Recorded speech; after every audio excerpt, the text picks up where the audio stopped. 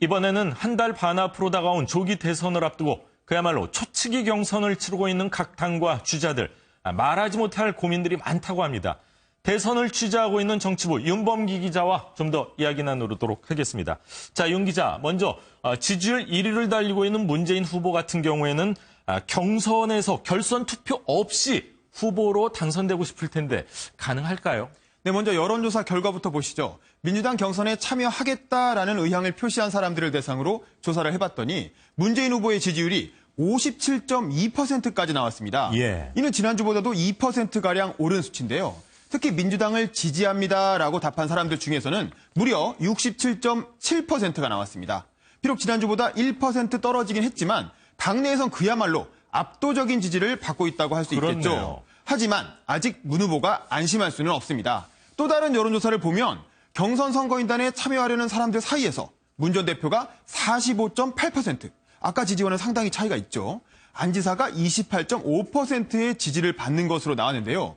이렇게 여론조사에 따라서 문 후보의 1차 투표 50% 득표 여부를 두고 매번 다른 결과가 나오고 있기 때문에 아직은 결과를 쉽게 예측할 수 없는 상황입니다. 그렇군요. 지지율 2위 안희정 충남지사 같은 경우는 여론조사를 좀 분석해보면은 말 못한 고민 굉장히 클 것 같아요. 네, 그렇습니다. 먼저 안 지사의 지지율을 한번 살펴보겠습니다.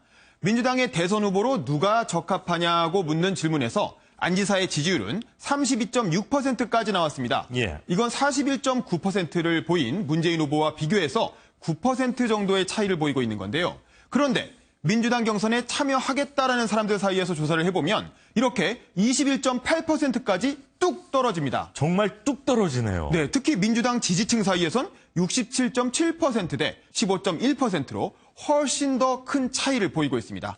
반면 비민주당 지지층 사이에선 오히려 안희정 후보가 49.8%로 16.6%를 얻은 문재인 후보에 비해서 월등히 많은 지지를 받고 있습니다. 예. 결국 민주당의 선거인단이 200만 명에 육박하고 있는데도 불구하고 이 속에는 안 후보 지지자들이 많이 들어있지 않을 거라는 추론이 가능합니다. 바로 그 지점에서 안 후보의 고민이 커지고 있습니다. 그렇군요.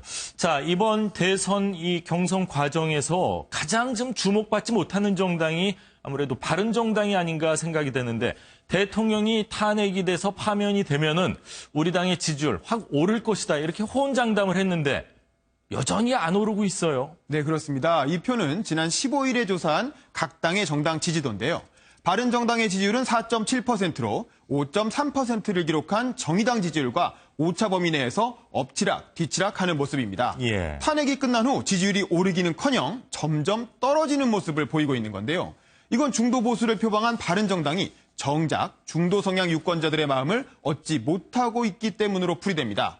여론조사를 보면 자신의 성향이 중도라고 답한 사람들 중에서 더불어민주당을 지지하는 비율이 무려 57%나 됩니다. 많이 높네요. 그렇죠. 그런데 이 사람들 중에 막상 바른정당을 지지하는 사람의 비율은 4.7%밖에 안 되는데요.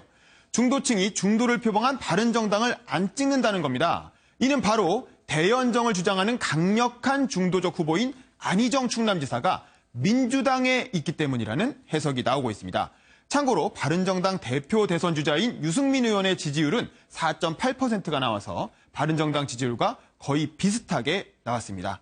그래서인지 원조 친박인 윤상현 의원은 오늘 페이스북에 유승민 후보님, 이젠 제발 친박 타령 그만 좀 하시죠. 대통령이 탄핵되면 지지율이 오를 거라는 호언 기계는 어디로 갔나요? 또 남 탓인가요? 라는 글을 올리기도 했습니다. 그렇군요.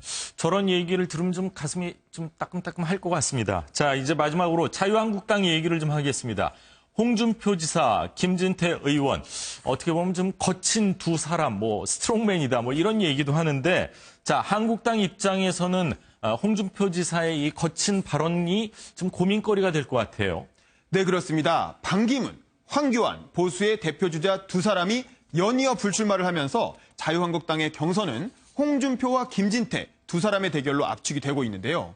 홍준표 지사는 대선 후보 적합도에서 17.4%를, 김진태 의원은 이번 주에 처음 조사 대상에 포함됐는데도 5.4%를 기록했습니다. 예. 한국당 지지층으로 좁혀서 물어봤더니 김진태 의원의 지지율은 17.2%까지 높아졌습니다.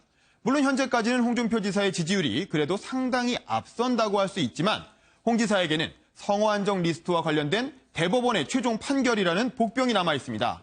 게다가 홍 지사의 발언 수위가 늘 아슬아슬해서 한국당 수뇌부들은 속으로 탐탁지 않은 표정인데요. 어제 발언이 바로 그랬습니다. 한번 들어보겠습니다. 없는 사실을 갖고 또다시 뒤집어 씌우면 내 노무현 대통령처럼 자살을 검토하겠습니까? 네, 아무래도 자신만만함의 표현이겠지만 민주당은 물론이고 막상 한국당도 속으로는 부글부글 그 자체입니다. 그렇군요. 자, 이번 주가 사실상 선거운동을 펼칠 수 있는 마지막 주가 될 텐데요. 각 당과 후보들이 이런 고민거리들을 과연 어떻게 풀어갈지 잘 살펴봐야겠습니다. 윤범기 기자 수고하셨습니다.